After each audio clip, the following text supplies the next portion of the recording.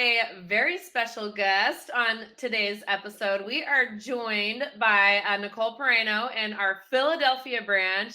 And Nicole is one of my favorite people of all time because I have watched her grow from one of our social media marketing strategists to an awesome, amazing, badass, successful, full-blown loan originator doing almost $3 million in volume last month in just her first year in the business. So welcome back, Ms. Nicole. Thank you. Thank you. I'm very excited. I'm excited that this group has grown into what it has grown into. Totally. I'm not surprised, honestly, that it has, but it's very, very cool to see. We haven't really had one of these kind of groups before, and we definitely haven't had like an official podcast. So yes! I love it. I love to see it. It's been super fun. And just there are so many amazing women at UMortgage, and we're all over the country. So because not everybody is necessarily in a physical branch, like keeping connection and keeping our like relationships thriving and growing, you have to do stuff like this because I don't get to see you in person. I feel like I see you every single day, but that's because we've got outlets like this where we can collaborate and share and do better. And I'm so proud of you. And I've seen you just work so hard and take every little bit of advice that everyone has given you and really shape it into this super successful career. Like, can you even believe it? Yeah. I told you this was going to happen. Right. Now it's happening. All right, let me just say, I feel like I always have been, and I still am under a very high amount of pressure from a lot of people, which is good. I think it's Anthony that says, or Corey maybe, it says pressure is a privilege. It really is. Like having people that are so strongly rooting for you to do well, It's almost like you cannot fail unless you actively try to do bad or give up. It's like just that's so interesting though, because it's like the expectation is that you have all the skills, all the support, all the opportunity, so you freaking better do something impressive with it. And that is a little bit scary, but it also motivates you and drives you because you know you're not letting Anthony down, you know you're not letting me down. And so sometimes that pressure is even more like emphasis to do the things that you want to do because we see it and you're like, oh my gosh, like, well, I guess if they think that I'm a superstar, I better go be a superstar. Exactly. Yes. Having people around you that are already very successful. And if they are telling you that, oh, you have what it takes, you could do good, you could do well, you have what, okay, now your imposter syndrome is kind of like pushed to the side because it's like, who am I to say that I can't do it? If these people are telling me that they can do it and they believe in me. Yep. That is so important. And honestly, of course, you still have to put in a lot of hard work. You still have to do the work, yeah. But when you're presented, when you're like ready, you are a hard worker, and you're presented with the opportunity, and you have the people that believe in you. Because that imposter syndrome voice is always there, and if that's offset by a bigger voice that's like, listen, if Kahren says I can do it, then get out of here. Yes. I can do it. And imposter syndrome happens to every single one of us. Like I deal with that all the time. And I've been doing this on a high level for 24 years. It's like you're your own biggest critic and your own biggest, like, good and bad. Yes. Right here. Yes. And I think every level, you get it again. It's like every level that you unlock or achieve. Like now that I've gotten to like a new level of success, like first it was like, okay, can I even close a loan at all? And then it's like, okay, I can do that. Now, can I develop relationships with people? Can I host an event? Can I talk to my past clients and have a consultation with them? All right, can I close 10 loans in a month? Like you keep getting to these different things that you achieve. And it's like, okay, well, now I can do that. But can I continue to get better and do the next thing? Replicating it. And you feel nervous. That's like an exciting part of the business and a challenging part of the business is every single one of us are all back to the very same starting block on the first of every single month. So the stuff that you did last month doesn't even matter anymore because it's a whole new month, which is like encouraging and terrifying a little bit because we all have to do the work every single month because it just starts over again. So it's an opportunity and like, oh my gosh, I was a champion last month, but I'm not going to be a champion if I don't do all the things and earn it every month. Yes, yes, yes. You have to keep earning it. And even like different markets, I guess, too. I mean, you've seen every different type of market. It's like, okay, well, can I still do it? Can I still do the things that need to be done in this type of market? Because obviously you can't control rates are high, rates are Yeah. low. People can refinance, people are not refinancing. This is the seller's market, this is the buyer's market, whatever. You can't control that, but you have to like kind of like switch on your skills from time to time. Well, It's like, you're oh wait, always do I learning. remember how to do You're that? Can I always still do like, it? totally. And like now you're going to have to learn how to sell a refi. Like, how do you Yes. know if now is a good time for somebody to refinance or how to like talk them through that and be a true advocate and a true like educator so that you're saying, Yes. this is what I think you should do. And this is why, and explain it all from top to bottom, start to finish, because it's totally different than selling a purchase. Yes. Yes. And that is where I always go to people like you, my branch manager, Ian, anyone, Anthony. I'll ask anyone that will listen to me. I'll ask as if I'm the person that's doing the refinance or the consumer, the client. I'll say, but why does that matter to me? Yeah. Why shouldn't I do it this way? Why is this way better? How is that impacting me at the end of the day? Yeah. What, like, not just understanding it from the loan manufacturing back Sure. end side, because like As me a as a consumer. consumer, I don't care about any of that stuff. I just care about my money in my bank account or my house that I want to buy, or the fastest, easiest way to get it done. Like, tell me, Yeah, and how, if you or can explain the why, then that's how you go out and educate your clients to make good decisions. And the thing I love about you, and honestly, if I were to say the single thing that, in my opinion, has made you as successful as you have been in such a short period of time, is that you are never afraid to ask a question, ask for help, ask those like, and you don't just say why and then you get the answer and that's it. Like, you drill it down until you get like such a solid understanding of whatever it is that you're questioning. And you just have a questioning mind. Like, you want to know. It's like inquiring minds want to know. Nicole wants to know. And I love that yes, about you because that's how you figure it out. Like, you're so resourceful, but you don't try and reinvent the wheel or do it by yourself ever. Like, you are so good at that. And it's so important. You'll march right up to anyone in any room and start asking questions and learn. yes, yes.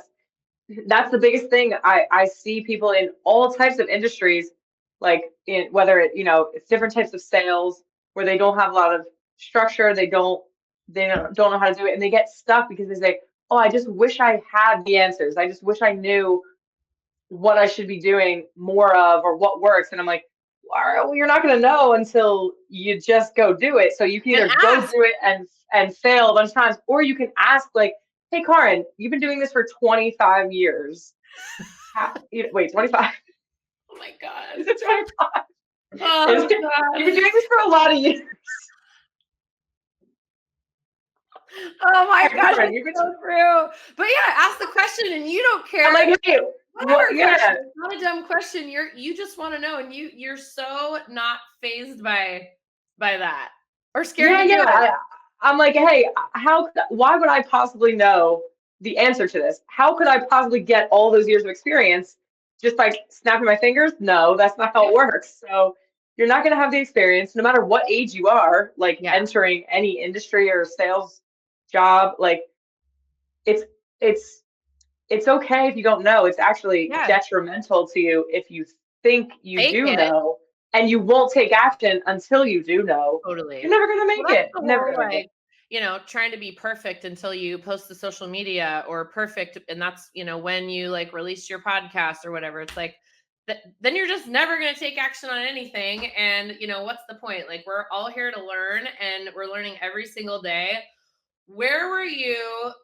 Like, I want to go back. So like 1 year ago, Nicole, what were you doing? Where were your interests? Where was your mind at in terms of like, all of a sudden you're just like in this mortgage industry? Like, take me maybe even like a little bit more than a year ago, but kind of like when you started to make the switch and how that happened.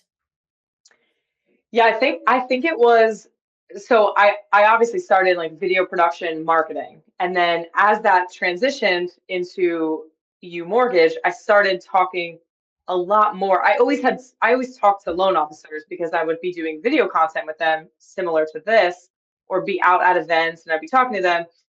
But I didn't really understand their business until I got to UMortgage, and I had to, it was, we're very much a brand new company and not a lot of people, boots on the ground to do the work. So whatever work had to be done, we just had to pull together and do it. So I ended up having to develop like an onboarding process and a little bit of recruiting.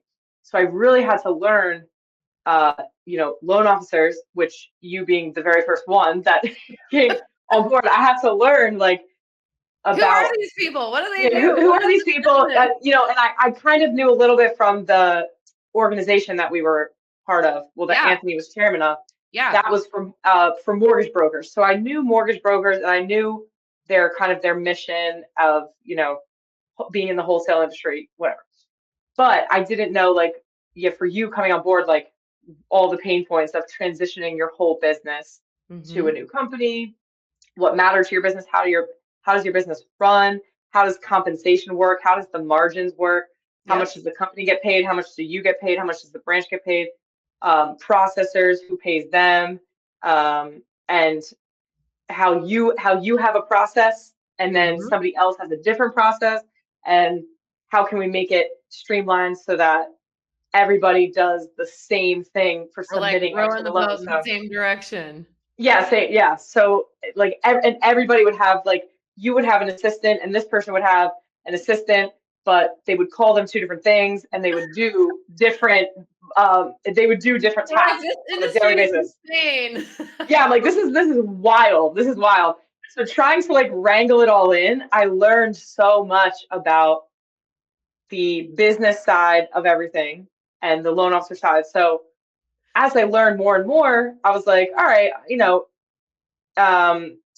I understand this. Like, what made you go like? Yeah, I wasn't like, I want to be a loan originator because of that. I didn't think that. I just thought, okay, now Corey came on board, so she took over marketing entirely.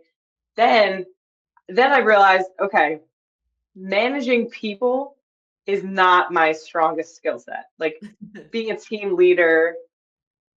And it was confusing to me for a while.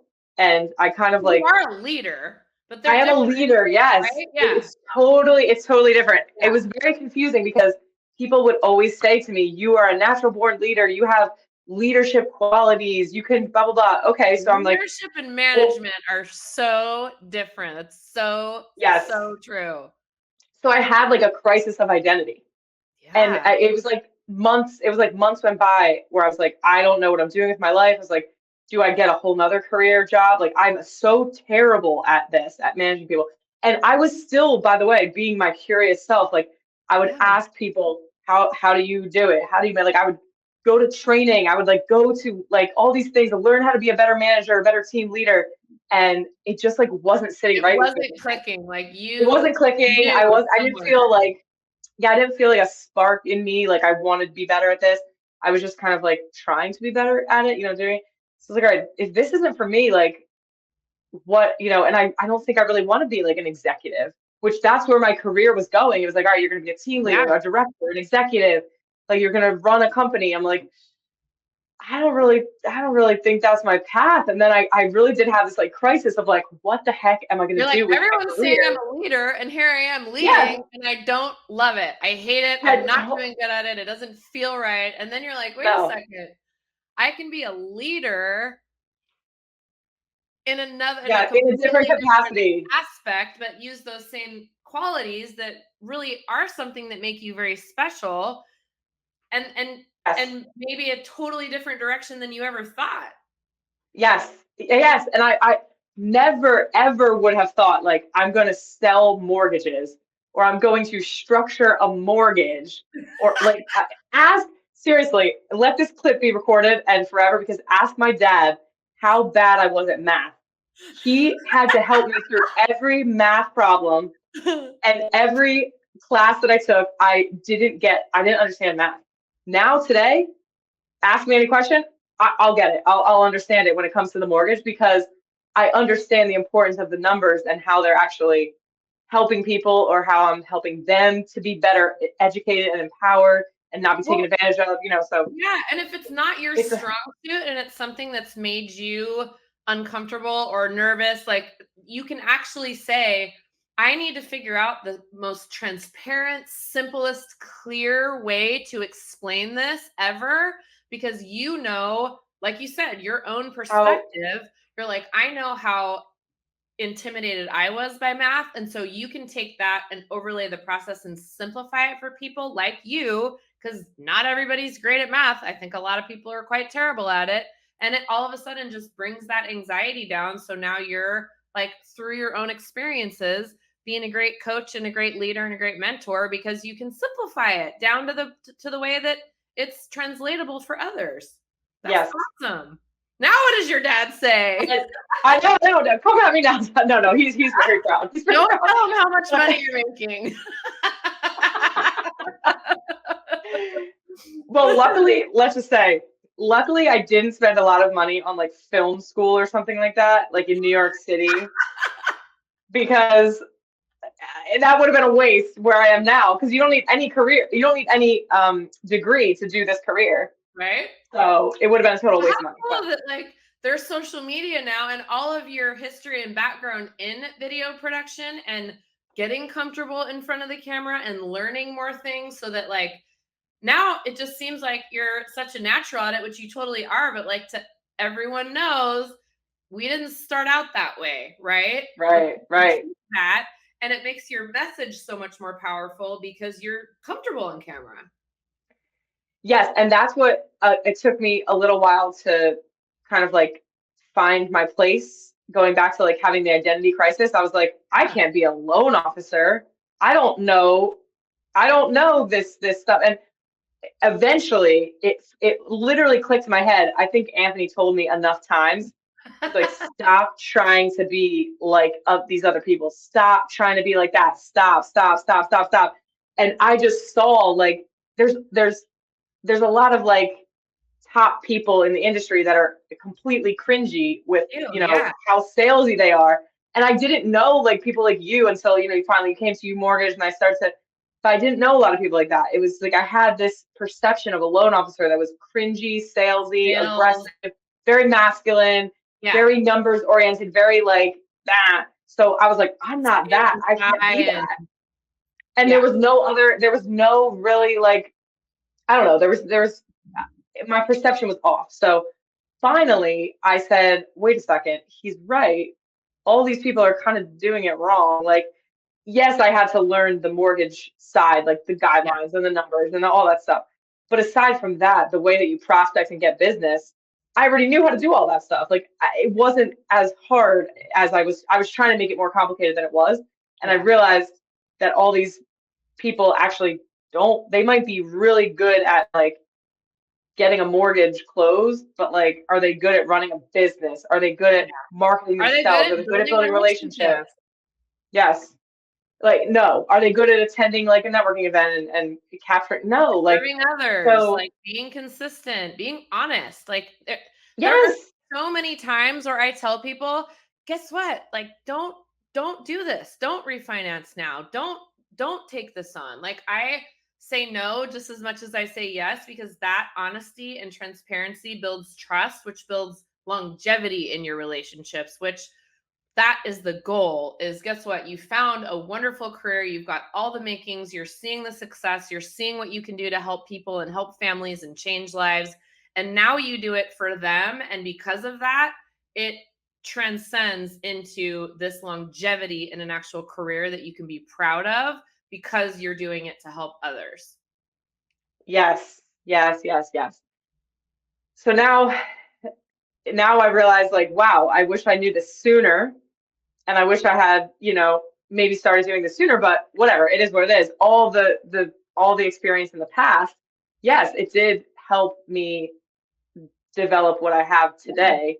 You know, all those skills, all those times of just talking to loan officers, getting two mortgages myself, like going through the process as a consumer Yeah, first, and then, then getting into it. Yes, I try to keep myself grounded even as I start to become more knowledgeable by sure. guidelines and loans. And, I just keep myself grounded, like, Keep learning, remember, keep asking yeah, keep questions. learning, keep asking questions, keep trying to explain things like you're explaining it to a 5-year-old.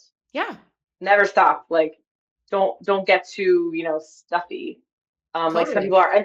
And it reminds me when clients tell me, they say, oh, I've been like kind of talking to some other lenders, and I'm like, oh, how was it going so far? And they're like, well, these guys just kind of like threw a bunch of information at me. It went over my head, and I kind of was like nervous. I didn't understand what they were saying, but I didn't feel confident enough to even speak up and say that I didn't understand it, Yeah, because they never even took a breath to ask me, you know, how yeah, I was feeling, or how was I digesting this information? yeah. And And there's so much emotional intelligence that goes into being successful as a loan officer, because at the end of the day, you're the guide in their story. And if you're not narrating the story properly, like, they are not going to have a happy ending. Like, it is the narrator's job to get the people through the story so that we can have the happy ending. And that's what you do as a narrator, as a guide, as a person that's, showing them the way. And is it a complicated story? Mortgages can be complicated at times. There's a lot of emotion, a lot of moving parts, a lot, things can happen, things can change.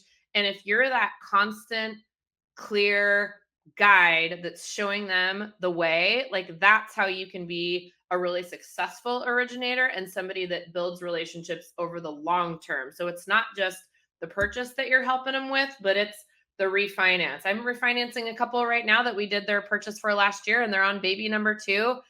We're going to save almost $600 a month, and that's life changing for them. And they're expanding their family, and I'm part of their story now. It's pretty friggin' powerful. very powerful. And that's why we say create life-changing opportunities through homeownership, Heck because it yeah. really is. It really is. Like, yes. So if you were going to go back and talk to you of 1 year ago, I think it would be valuable for people, not even that are newer loan originators, but maybe people that are trying to scale their business. Because what I Mm, see in people that are scaling their business is you'll have $1 million month and then nothing, and then a $2 million month and then nothing. Like, consistently producing so that you're always working on marketing and you're always working on the next loan, the next loan. You're not just marketing a bunch and then you're getting into production a bunch.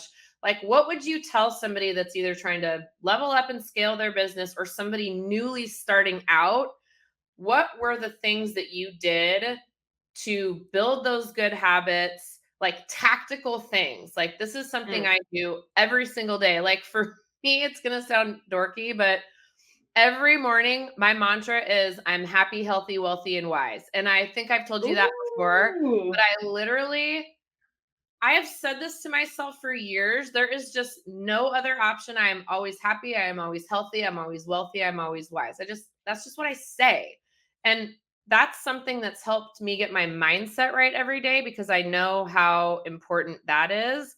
But what are some things that you have done, Mhm, either from like a tactical perspective, or I do open houses every weekend, or I always call these mm, people, or I have these time blocks? Like, what do you do? And what do you think mm. people can, do that are scaling or starting? I think the number one thing I did, mortgage, like loans production wise, was get the loan analyst, or loan specialist, we call it, like Mhm. loan Yeah, like your assistant, some whatever you people want to call it a call it. loan officer assistant, loan Yeah, specialist, loan loan officer assistant. your support person.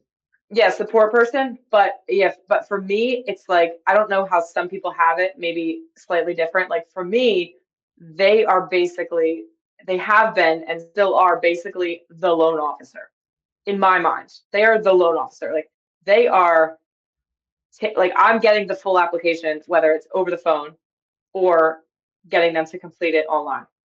They are collecting the documents, reviewing the documents, and putting together the structuring of the loan. Now, I'm even going to start to work in like mortgage coach or something like that, where you compare scenarios and we have like a presentation that I will then give the presentation.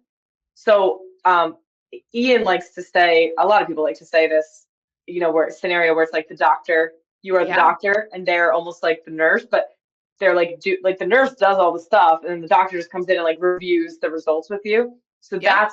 that like you will not like I would not be here where I am right now if I was still not processing, but No, structuring all of my loans, submitting them.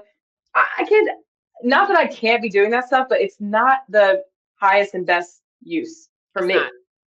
And I was super slow for a while because when I'm newer and I don't know a lot of things, they have all these years of knowledge, and it's a match made in heaven because they like to do the loans Yep. and read about the guidelines. They don't want to go out to networking events or coffee meetings. They don't want to do face to face. So it is a perfect team. And then of course I share some of my commission with them. I would much rather have not, like at first I was making more basis points per loan, right? But I was working at a slow pace. I could barely get a loan fully closed because it was so slow. I'm learning as I'm going. Like, then I'd rather just have an Yeah. expert do it, and I can still learn as I go because I can ask them, Sure. oh, You're still hands wait, on the loan. yeah, I'm like, wait, I basically say, well, the buyer's gonna ask me this, so what's the answer? And I get the answer, I and love it's it. called the So buyer.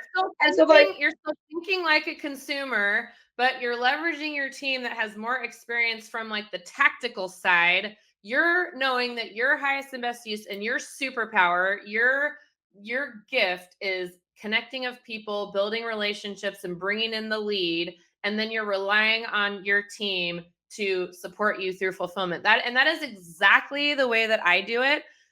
If I didn't have Tara, I don't know what I would do. I don't even look at a loan until she's worked it up for me. Like she pulls the credit, she does the analysis, she does the full recap, analyzes the documents, inputs everything. If I know information, I pass it along to her that will help her get that setup done. And we do likewise. So we're very like together on that.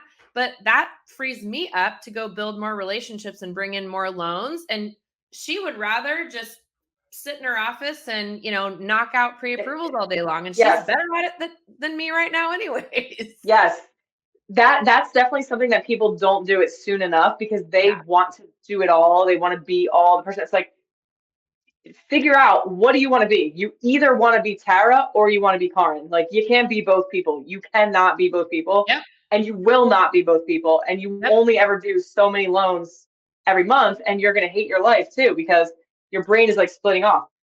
I think actually you made the best little analogy here. And I'm glad we're going to have this on recording forever. You said about like being the narrator or being the guide. That's what I realized after last month having my best month ever. Yeah. So many loans in a month, and I took like an error log after the month. I was like, everything, like what went wrong, what went wrong, what went wrong. And most of what went wrong with all the loans was expectation setting. Not proper expectations were set. And it was my fault because I didn't know ahead of time to tell them. But so now I still need to gain more knowledge and Yeah. you go through experiences. That's how That's how I you always learn. learn the best when I make mistakes or when something goes For bad. sure. That's when it really sticks. But for me to be freed up to now like record a video update that I can send to them, Yes. or just to be communicating with them, basically be the person that has your finger on the pulse. Is that it? Yeah. Finger on the Yeah. pulse. You know what's going on. You know why everything's going on. You know what's the next step and what's the timeline for that next step. Where are we? Where have we been? And And where are we going? Like if yes, you and can you're pushing them along, and explain you're that, saying like that because the underwriter is not going to communicate to a consumer that way. A processor, these loan analysts, like whoever you have on your team, like they are just not that type of person, and they shouldn't be because that's your they're gift. in the weeds. Yep. Yes. So if they can't be that person, I can be that person. Totally. So we can work together perfectly as a team. Now I'm better understanding what's my role in all of this. And a lot of it is like, you think like, oh, great, we're clear to close. All the work is done. Nope. Like that's what I'm realizing now is like, there's still more after that where they still have more When questions. are we Like, done? like, when is it done? So even like pre-approved, I'm like, oh great, we're pre-approved. Work is kind of like done until they find a house. No, No. you have to stay on top of them, on top of them, on top of them, and have so many more conversations and meetings. So it's Lead like, them. yeah, That's like where your sending them leadership skills come into play. That's where your that's where the communication leadership. and leadership. So your Yes, leadership is not necessarily managing people. It's influencing and showing others the way so that they are calm. They aren't anxious or stressed or freaking out because you've got it and you've earned yes, that trust. And one of the most important opportunities in any transaction, in my opinion, is when something doesn't go as planned, but you've set them up. You've said, hey, we may experience some challenges, but guess what? We are going to figure it out. This is my plan for this. This is my plan for that. And then when that does happen, it's the person that picks up the phone, answers directly, handles the challenge head on. Some loan officers will just bury their head in the sand or ghost someone, even worse. Like, yes, handle it, because when problems occur, when challenges arise, that's the difference between you being good or you being great. Like that's the whole difference. Is you yes, can be perfect up until a challenge occurs, and then sometimes if you handle it properly, that even gives you an extra layer of awesomeness because you just were there for them and you figured it out. Like I don't shy away from challenges because it's when you really figure out what someone's made of. yes. That is so true. And that's what I'm getting more comfortable with now is saying, hey, this isn't going to work. Hey, we need more time. This is why we need more time Yep. because of this or that. And like just saying, look, this is what I want you to know fully, be aware, not like, oh, well, maybe, like in the beginning, it's like, okay, maybe it's going to work. And then it's like, shit, is it going to work? I love it. and, and because whatever you're feeling, they're feeling that like Totally. times 1,000. And that's what we say in our coaching program at UMortgage. We say remove ambiguity I love from. That's the best client experience is if you remove ambiguity. So whenever I send a text message or an email or a phone call, I end it and say, or maybe not a phone call, because a phone call I can say, what questions do you have? Yeah. But if I Does that text, make if I sense? Do you yes, understand? but if you send a text message and if I read the text message back before I send it, and I think, what question would I have after reading this text message if I was in their shoes? Then I put another space and I answer the question for them ahead of time Yes. and then send it. So it's like, you Yes. can't ask me any questions. I already Remove told you. It's ambiguity. like that. I love And it's it could be as simple as like, your appraisal came back at this number. What does that mean? yeah. Am I still good to close? Uh, Yeah. does that change my monthly payment? Like all these questions, like appraisal came back, nothing's changing except maybe you have more equity. What does that mean? Uh, all good, Yeah, your appraisal came back 575 as is. Congratulations. What does that mean? What Yeah, does as is oh, mean? that's the other thing. Yeah, no repairs are required. Yeah, Don't need to require it, or repairs are required. Yeah, like exactly. It's so interesting, and I think we can all learn that regardless of how much experience we have, is just applying that fresh perspective to it. Think like a consumer, think like a fifth grade consumer. If you can simplify it as down to like its basic level, and that's like going through the like 7 levels of why, right? Like yes, getting to the actual question and then answering it as simply, as concisely as possible, removing the ambiguity. That literally, if we could just constantly like watch tape after we've completed a transaction and gone, no matter even if it was successful or just a complete disaster, you could always improve. There's always room for improvement. So I love that you're watching tape every month. That's what I call that. And going like, yes, hey, even if it was a win, where could I have done better? Where could I have yes, explained that more? Where could I have, like, even Tyler Hodgson saying like, we'll get down to the end. And if we could probably make it work, but everybody's rushed at the end, let's just get a couple more days and slow it down, make it clear, do it the right way so that people come away from that feeling like, okay, we were good. We did it. Yes, exactly. I have to remind myself a lot of times that nobody's gonna die here. Nobody's dying. Nobody's deathly ill. Like, we're just Hopefully, buying a anyways. house.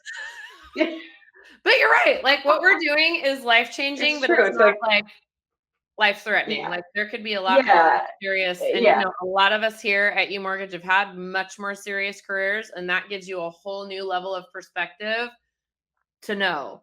And it's yeah. so true. But I love that. Remove Especially ambiguity. when people come at you and they're very aggressive, they're very, like, you try to Yeah. not take it personal, but it's hard because you take it personal, and then you just remind yourself, look, relax, nobody's dying, Yeah. everything is okay in the world, we're happy, healthy, wealthy, And and wise. wise. I'm gonna start saying that to everybody who comes at me during a transaction. Do it. Listen, we're happy, healthy, wealthy, and wise. This will close. It might not be tomorrow, but it's gonna close. It's Take gonna a chill close. pill, relax. Yep. You're gonna have to quit before I do because we're in this Yeah, together. exactly. I Exactly. love that so much. Every time we get on a call or chat, we could probably do this for 10 hours. So we're gonna have to do this again because I just adore you so much and I'm so proud of you. And the pressure's on, girl, because it's just you're doing good and you're only getting better. Exactly. Now I gotta level up again. I Right? won't disappoint you. I know you won't. I know you won't. Have a wonderful day and I will see you soon, my dear. All right, Thanks, thank you. Nicole. Bye.